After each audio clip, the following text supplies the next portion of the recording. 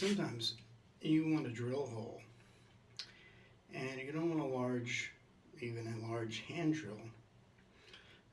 Gets cumbersome. This, so you can see it, is the Bridge City palm brace.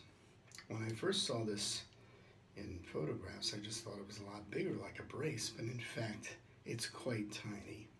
It fits hex drivers, hex bits, and so it's very good at either screwing or unscrewing small screws or drilling relatively small holes with a lot of control,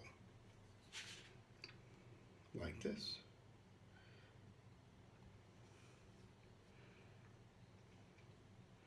It works like a brace, so it has that kind of control.